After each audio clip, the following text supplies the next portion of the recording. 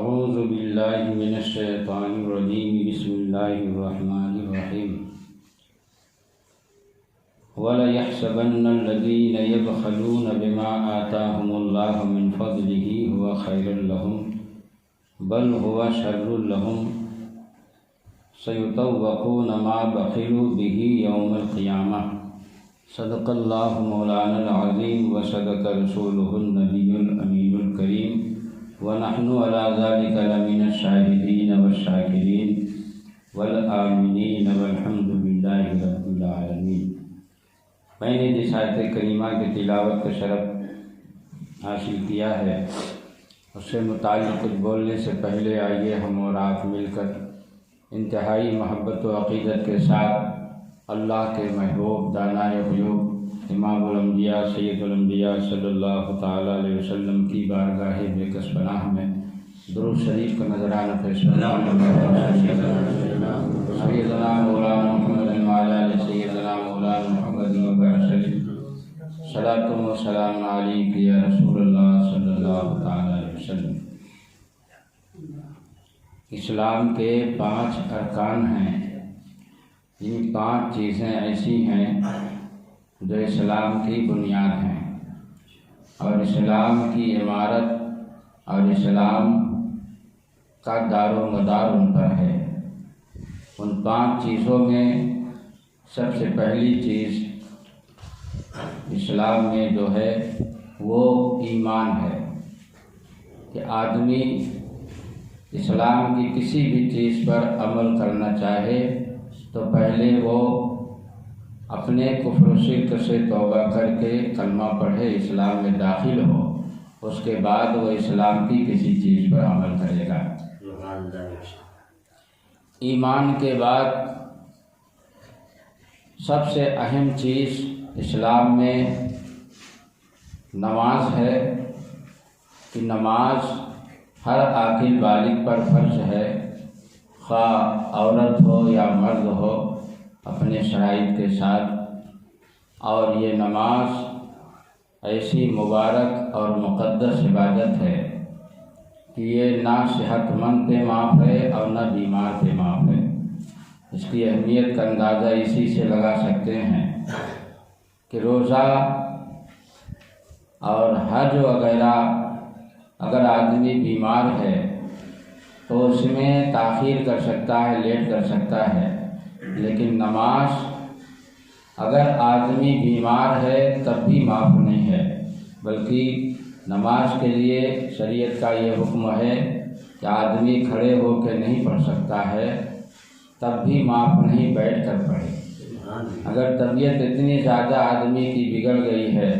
کہ وہ بیٹھ کر بھی نماز نہیں پڑھ سکتا، اتنا کمزور ہو گیا ہے، تو اس حال میں بھی نماز معاف نہیں ہے، بلکہ لیٹ کر اشارے سے نماز پڑھو۔ اسی سے نماز کا اندازہ لگائیے۔ یہاں تک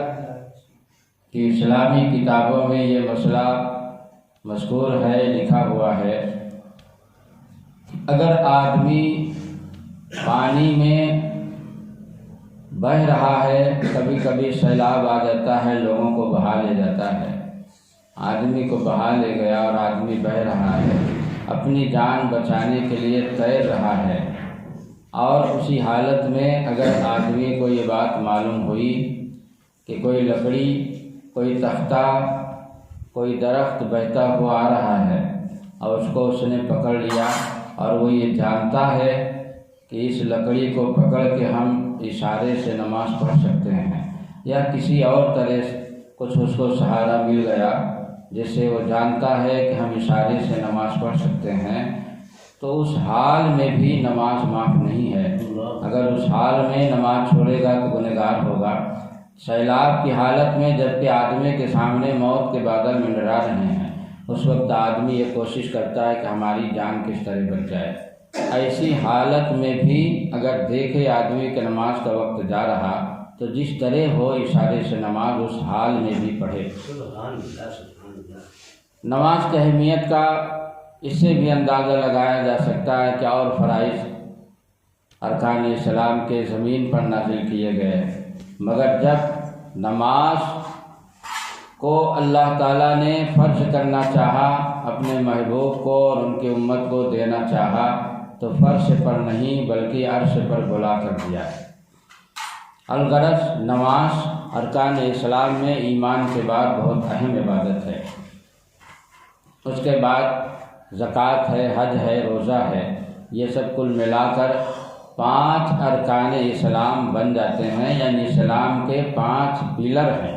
جیسے عمارت کی بلڈنگ کے پلر ہوتے ہیں، اسی طرح اسلام کی یہ 5 پلر ہیں، 5 بنیاد ہیں: ایمان، نماز، روزہ، حج، زکوٰۃ۔ تو زکوٰۃ کے بارے میں آج قرآن اور حدیث کی روشنی میں کچھ باتیں پیش کی جائیں گی کہ زکوٰۃ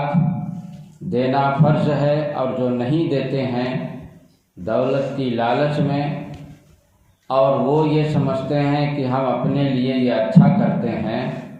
تو آخرت میں ان کے لیے قرآن پاک میں کیا بیان کیا گیا ہے اس کی وضاحت کی جائے گی کہ مال اور دولت کی ناجائز لالچ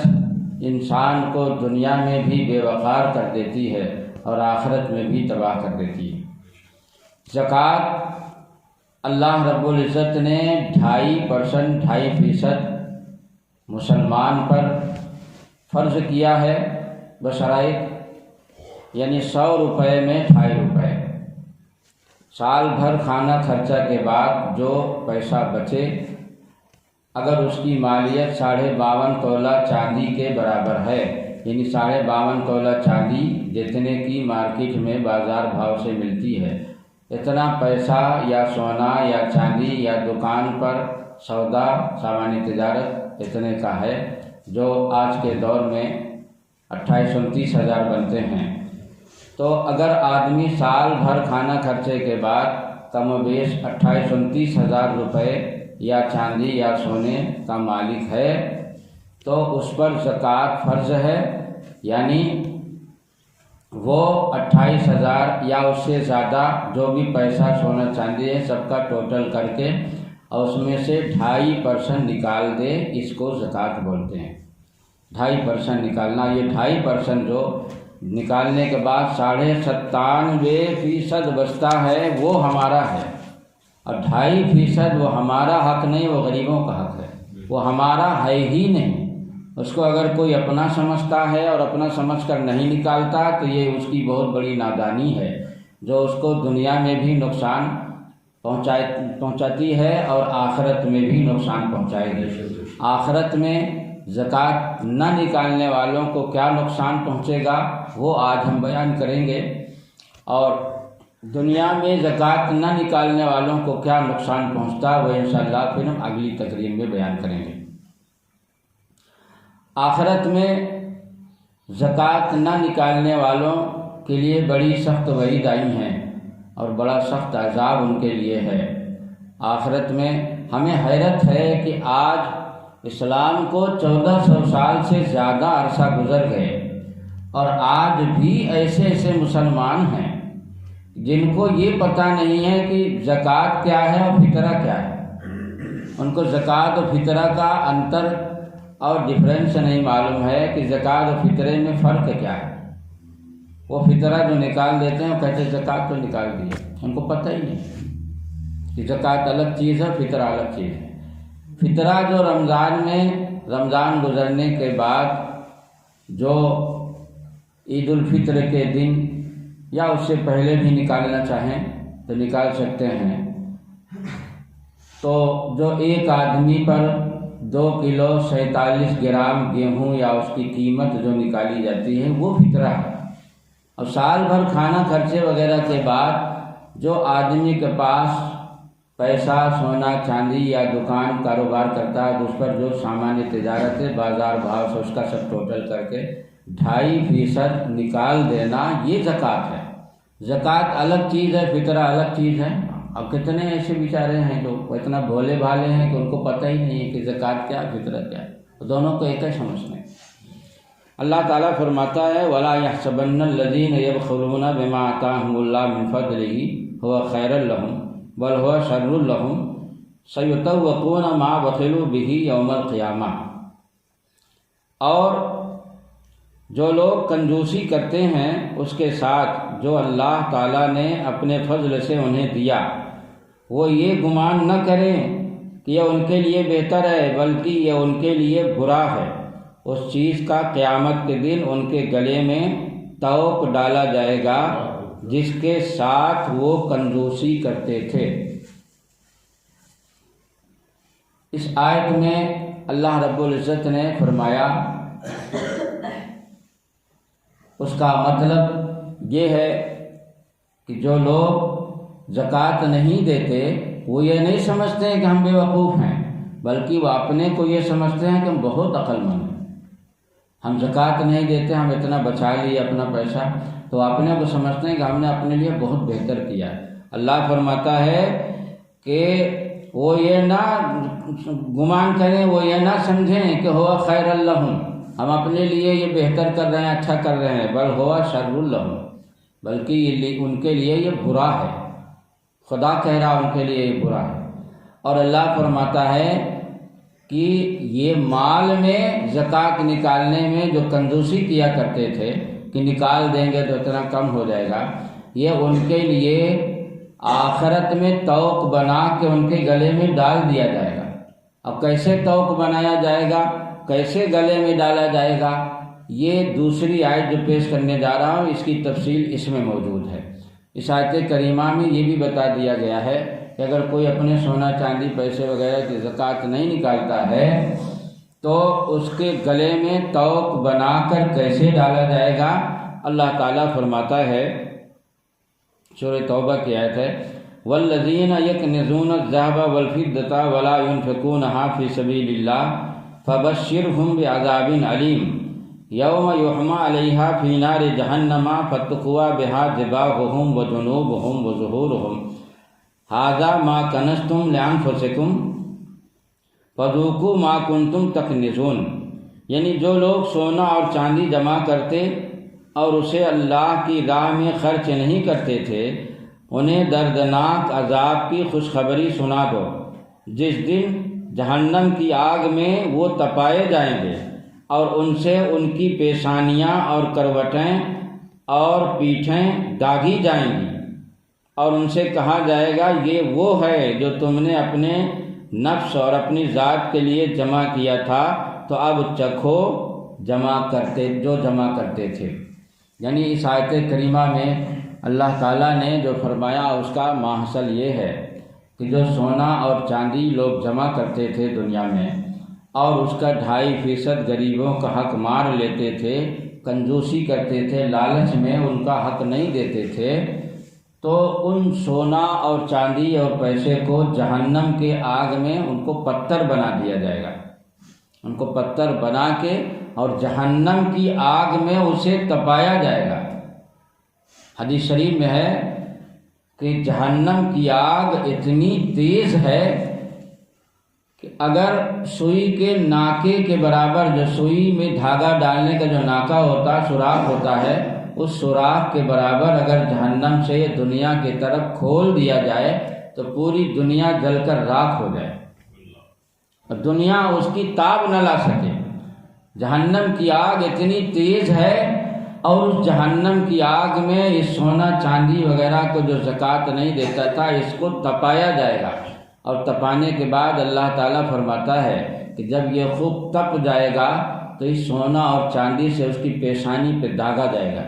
اس کی کروٹوں کو داغا جائے گا اور اس کی پیٹھ پر داغا جائے گا، تو اور اس کے بعد کروٹ، پیٹھ اور پیشانی پہ داغا جائے گا۔ اس کا بعد کہا جائے گا فذوقوا ما کنتم تکنزون، تو اب چکھو مزہ اس کا جو تم جمع کرتے تھے۔ اس سے معلوم ہوا کہ یہ جو غریبوں کا حق ہم 2.5% مار لیتے ہیں اور یہ سمجھتے ہیں کہ ہمارے لیے بہت بہتر ہے، اگر ہم دے دیتے تو اتنا کم ہو جاتا،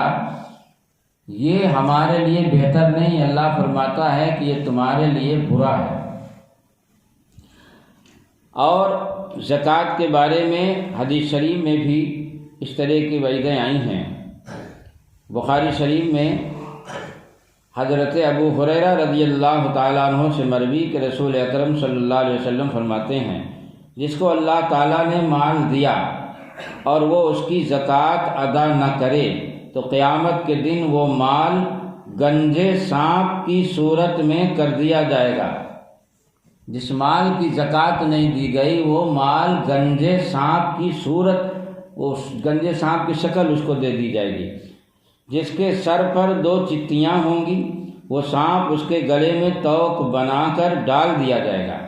پھر اس کی باچھیں، یعنی یہ ہونٹ کے کنارے کا جو حصہ ہوتا ہے اس کو باچھ بولتے ہیں، اس کی باچھیں پکڑے گا اور کہے گا میں تیرا مال ہوں، میں تیرا خزانہ ہوں۔ یعنی اس کے ہونٹ اور منہ کے ہونٹ کے کنارے جو حصہ ہوتا ہے اس کو سانپ پکڑے گا اور پکڑ کے ڈسے گا اور کہے گا کہ میں تیرا وہ مال ہوں، تیرا وہ خزانہ ہوں جس سے تو زکوٰۃ نہیں ادا کرتا تھا، غریبوں کا مال تو ہڑپتا تھا، تو آج مجھے سانپ بنا دیا گیا ہے اور مجھے یہ حکم دیا گیا ہے کہ میں تجھے ڈستا رہوں۔ امام احمد رضی اللہ تعالیٰ عنہ نے مسند امام احمد میں حضرت ابو ہریرہ رضی اللہ تعالیٰ عنہ سے یوں روایت کی ہے کہ جس کے مال کی زکوٰۃ نہیں دی گئی قیامت کے دن وہ گنجا سانپ ہوگا، مالک کو دوڑائے گا، وہ بھاگے گا یہاں تک کہ اپنی انگلیاں اس کے منہ میں ڈال دے گا، یعنی بھاگ نہیں سکے گا، کہاں بھاگ کے جائے گا؟ اللہ کی پکڑ سے کون بھاگ سکتا ہے؟ اس کے مال و دولت کو اللہ تعالیٰ گنجا سانپ بنا دے گا اور وہ اس کو دوڑائے گا۔ جو زکوٰۃ اپنے مال کی 2.5% نہیں دیتا تھا تو اس کو دوڑائے گا۔ پہلے تو وہ بچنے کی کوشش کرے گا، میدان محشر میں ادھر ادھر بھاگے گا، اور جب جان جائے گا کہ ہم نہیں بچ پائیں گے تو اپنے سے اپنا ہاتھ اس کے منہ میں ڈال دے گا۔ ہاتھ کاٹے اور بدن تو بچ جائے گا، مگر ابھی آپ نے پڑھا کہ ہاتھ ڈالنے سے نہیں بچے گا، ہاتھ کو تو کاٹے گا ہی، باچھیں اس کے جبڑے بھی پکڑ کے نوچے گا۔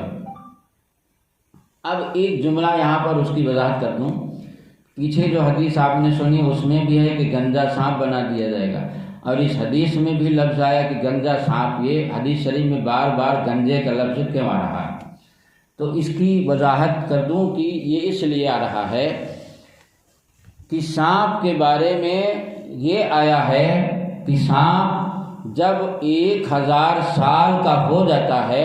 تب اس کے سر پہ بال آتے ہیں۔ 1000 سال کا جب سانپ کی عمر ہو جاتی، سانپ کی عمر بہت زیادہ ہوتی، سانپ جب 1000 سال کا ہو جاتا ہے تب اس کے سر پہ بال آتے ہیں، اور جب 2000 سال کا ہو جاتا ہے تو اس کے سر کے بال گر جاتے ہیں۔ تو 2000 سال کا جو سانپ پرانا ہوتا ہے اس کو گنجا سانپ بولتے ہیں، کیونکہ 2000 سال عمر ہو جانے کے بعد اس کے سر سے بال گر جاتے ہیں۔ اب آپ اندازہ لگا سکتے ہیں کہ چھوٹا سا سانپ اگر ہوتا ہے تو اس کے زہر سے لوگ کس قدر ڈرتے ہیں، تو جو سانپ 2000 سال کا ہو، حدیث میں حضور یہ بتانا چاہتے ہیں کہ گنجا سانپ مسلط کیا جائے گا، گنجا سانپ، وہ مال و دولت گنجا سانپ کی صورت میں بنا دیا جائے گا۔ اس کا مطلب یہ ہے کہ وہ سانپ اتنا پرانا ہوگا جتنا پرانا سانپ 2000 سال کا ہوتا ہے۔ اب 2000 سال کا آپ جانتے ہیں کہ سانپ جتنا پرانا ہوگا اس کا زہر اتنا ہی مضبوط ہوگا، اتنا ہی تگڑا زہر ہوگا، اتنا ہی قوی ہوگا۔ تو گنجا سانپ کہنے کا مطلب یہ ہے کہ وہ مال و دولت اتنا بڑا، اور ظاہر سی بات ہے یہ بھی آپ جانتے ہیں کہ سانپ کی عمر جتنی زیادہ ہوتی ہے اتنی بڑا وہ ہوتا جاتا ہے، اتنا ہی وہ بڑا ہوتا جاتا ہے، اور جتنا بڑا ہوگا اتنی مضبوط اور اتنا ہی زہر اس کا خطرناک ہوتا جائے گا۔ تو مال و دولت، جس مال و دولت کی زکوٰۃ نہیں نکالی گئی دنیا میں، وہ مال و دولت کوئی معمولی سانپ نہیں بنایا جائے گا، چھوٹا موٹا سانپ نہیں بنایا جائے گا، وہ سانپ اتنا مضبوط بنایا جائے گا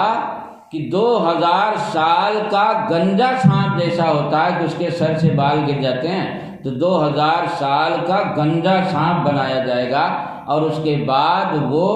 اس کے گلے میں توق بنا کر، ایک حدیث میں کہ توق بنا کر گلے میں ڈال دیا جائے گا،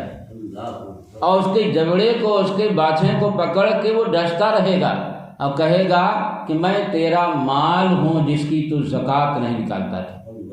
وہ یہ نہیں کہے گا کہ میں سانپ ہوں، بلکہ وہ کہے گا میں تیرا مال ہوں، اللہ نے مجھے اس مال کو سانپ بنا دیا، اب مجھ کو مسلط کیا کہ میں تجھے ڈستا رہوں گا۔ مسلم شریف کی ایک حدیث میں ہے، حضرت ابو ہریرہ رضی اللہ تعالیٰ عنہ فرماتے ہیں کہ جو شخص سونے چاندی کا مالک ہو اور اس کا حق ادا نہ کرے، یعنی زکوٰۃ ادا نہ کرے، تو جب قیامت کا دن ہوگا اس کے لیے آگ کے پتھر بنائے جائیں گے، تو سونا چاندی آگ کے پتھر بنا دیے جائیں گے، اور ان پر جہنم کی آگ بھڑکائی جائے گی، جہنم کی آگ اس پر بھڑکا دی جائے گی، اور ان سے اس کی کروٹ، پیشانی اور پیٹھ داغی جائے گی۔ جب ٹھنڈے ہونے پر آئیں گے پھر ویسے ہی کر دیے جائیں گے۔ یہ معاملہ اس دن کا ہے جس کی مقدار 50,000 سال کی ہے۔ ابھی جو حدیث پیش کی گئی وہ آیت کریمہ پیش کی گئی سورہ توبہ کی، یہ حدیث اس آیت کی تفسیر ہے۔ اس میں ہے کہ جو تم مال جمع کرتے ہو اور اس کی زکوٰۃ نہیں دیتے ہو تو اس کو تپایا جائے گا قیامت کے دن، پھر پیشانی، کروٹ اور تمہاری پیٹھ کو داغا جائے گا۔ یہ اس کی تفسیر حضور نے فرما دی۔ کیسے داغا جائے گا؟ حضور فرماتے ہیں کہ اس کو پتھر بنا دیا جائے گا، سارے سونا چاندی کو ایک دوسرے سے جوڑ کر اس کو ایک پتھر بنا دیا جائے گا، اور پتھر بنا کر اس پتھر کو دنیا کی آگ سے نہیں بلکہ جہنم کی آگ سے بھڑکایا جائے گا، اس کو جہنم کی آگ سے خوب تپا دیا جائے گا۔ اس کے بعد پیشانی داغی جائے گی، کروٹ داغی جائے گی اور پیٹھ داغی جائے گی۔ اب کب تک یہ معاملہ رہے گا؟ حضور فرماتے ہیں یہ اس دن کی بات ہے، یوما یوما جو آیت میں فرمایا، یہ اس دن کی بات ہے کہ وہ ہوگا تو ایک دن، میدان محشر کا ہوگا تو بظاہر ایک دن، مگر دنیا کے دنوں کے اعتبار سے وہ 50,000 سال کا ایک دن ہوگا۔ اور حضور فرماتے ہیں کہ زکوٰۃ نہ دینے والوں کے ساتھ یہ 50,000 سال کے برابر جو دن ہوگا تب تک یہ عذاب ہوتا رہے۔ اب آپ بتائیں کہ تھوڑے 2.5% کے لیے لوگ کیسی لالچ کرتے ہیں کہ اپنی آخرت پر بات کر دیتے ہیں۔ حضور فرماتے ہیں کہ 50,000 سال جس کی مقدار ہے، یہاں تک کہ بندوں کے درمیان فیصلہ ہو جائے، اب وہ اپنی راہ دیکھے گا، خواہ جنت کی طرف جائے یا جہنم کی طرف۔ مطلب یہ ہے کہ 50,000 سال تک جو حساب و کتاب لوگوں کو چلتا رہے گا، تب تک اس کو سانپ، یہ زکوٰۃ، مال زکوٰۃ کی جو زکوٰۃ نہیں دیا جس مال کو، وہ سانپ کی شکل میں ڈستا بھی رہے گا اور پتھر بنا کر اس کو داغتے بھی رہیں گے۔ 2.5% کے لیے اتنی لالچ کی 50,000 سال کا عذاب آدمی مول لیتا ہے۔ اللہ رب العزت سے دعا ہے کہ اللہ تعالی ہمیں اور تمام دنیا بھر کے مسلمانوں کو غریبوں کا حق پہچاننے کے توفیق عطا فرمائے، اور ہم کو جو اللہ تعالیٰ نے مال دیا ہے یہ اللہ ہی کا دیا ہوا ہے، ہمارا نہیں ہے۔ جب چاہے وہ ہم سے لے لے اور جب چاہے دے دے۔ اور یہ بھی یاد رکھنا کہ اللہ کی راہ میں مال خرچ کرنے سے مال گھٹتا نہیں ہے۔ قرآن پاک میں ہے وَمَا أَنفَقْتُم مِّن شَيْءٍ فَهُوَ يُخْلِفُهُ وَهُوَ خَيْرُ الرَّازِقِينَ، یعنی اور جو کچھ تم خرچ کرو گے اللہ تعالیٰ اس کی جگہ اور دے گا، اور وہ بہتر روزی دینے والا ہے۔ معلوم ہوا کہ اللہ کی راہ میں جو ہم دیتے ہیں صدقہ خیرات، جب ان کا یہ عالم ہے کہ ہم جتنا دیتے ہیں اللہ تعالیٰ اس سے زیادہ اور ہمیں دیتا ہے اور بہترین روزی دینے والا ہے، تو جو فرض ہے، جو ضروری ہے، اس کو تو بدرجہ اولا ہمیں دینا چاہیے، اور اللہ تعالیٰ اس کی جزا تو اور بہتر ہمیں دنیا میں بھی دے گا، آخرت میں بھی دے گا۔ اللہ کی راہ میں دینے سے کم نہیں ہوتا۔ آدمی کو تو چاہیے کہ جہاں تک ہو سکے نفلی صدقہ کرتا رہے، کیونکہ نفلی صدقہ کے بھی بہت فضائل بیان کیے گئے ہیں۔ حیرت ہے کہ لوگوں کے دل میں اتنی لالچ پیدا ہو گئی کہ نفلی درکنار جو فرض ہے 2.5%, ہاں ارے 97.5%, 2.5% کے بعد بھی بچتا ہے۔ حضرت موسیٰ علیہ السلام کی شریعت میں 1/4 زکوٰۃ تھی، چوتھائی، یعنی 100 روپے میں سے 25 روپے زکوٰۃ فرض تھی، ہاں، اور شریعت محمدیہ میں 100 میں سے 2.5، کتنا آسانی اللہ نے دیا ہے، کتنی آسانی، اس میں 2.5% تھا، 25% تھا، اور اس میں 2.5%، کتنی آسانی اللہ نے دی۔ اب اس کے بعد بھی آدمی یہ سمجھے کہ ہم نے یہ ترکیب لگایا تو مال آیا، اس ترکیب سے ہم نے کمایا، یہ تجربہ اگر ہم استعمال نہ کرتے تو ہم نہ کماتے، دنیا بھر کی بات ہے، اتنی محنت سے ہم نے کمایا، اس میں کیسے 2.5% دے دیں۔ لیکن جب وبال آتا ہے تو پھر 2.5% نہیں جاتا، بلکہ اور گھر سے بھی چلا جاتا ہے اور گناہ چھوڑ کے جاتا ہے۔ جب جائے گا تو گناہ لے کے نہیں جائے گا، ناجائز پیسہ آتا ہے گناہ لے کر اور جاتا ہے گناہ چھوڑ کر۔ حدیث شریف میں ہے کہ خشکی میں یا سمندر میں جہاں بھی کوئی مال تباہ ہوتا ہے تو زکوٰۃ نہ نکالنے کی وجہ سے مومن کا مال تباہ ہوتا ہے۔ حلال مال کی اگر زکوٰۃ نکال دی جائے تو وہ تباہ نہیں ہوتا، کیونکہ وہ اللہ کی امان اور اللہ کی نگرانی میں آ جاتا ہے۔ اس لیے یہ آپ مزاج بنا لیں کہ 2.5% اللہ نے جو فرض کیا ہے ہم پر، یہ اس کا کرم ہے، اس کا احسان ہے کہ اس 2.5% کی وجہ سے 97.5% بھی ہمارا جو بچا وہ بھی اللہ کی حفاظت میں آ جاتا ہے، اللہ کے امن میں آ جاتا ہے، محفوظ ہو جاتا ہے، وہ بھی اللہ کی نگرانی میں آ جاتا ہے۔ تو اللہ تعالیٰ ہمیں ثواب بھی دے رہا ہے، مال بھی دے رہا ہے، ہمارے مال کی حفاظت بھی کر رہا ہے، سب کچھ تو اس کا ہے، اس کے بغیر تو پتہ نہیں ہل سکتا۔ ان اللہ علی کل شیء قدیر، بے شک اللہ ہر چیز پہ قادر ہے، جو چاہے کرے۔ واللہ یرزق من یشاء بغیر حساب، اور اللہ تعالیٰ جس کو چاہتا ہے بے حساب روزی دیتا ہے۔ تو روزی تو دینے والا اللہ ہے، جو ہمیں روزی دے رہا ہے وہی کہہ رہا ہے کہ آپ اپنے مال و دولت سے 2.5% سال میں ایک بار، کھانا خرچہ سے جو کچھ بچے اس سال میں ایک بار 2.5% غریبوں کا حق جو ہے اسے دے دو۔ جو ہمیں روزی دے رہا وہی ہم سے مطالبہ کر رہا، وہی ہم سے کہہ رہا کہ دے دو۔ اس کے بعد اگر ہم نہ دیں تو یہ اللہ تعالیٰ کی بہت بڑی ناشکری ہے۔ اللہ تعالیٰ سے دعا ہے کہ اللہ تعالیٰ ہمیں اپنی اطاعت کرنے اور فرما برداری کرنے کا توفیق عطا فرمائے۔ جو حضرات سنت نہیں پڑھیں سنت ادا فرمائے۔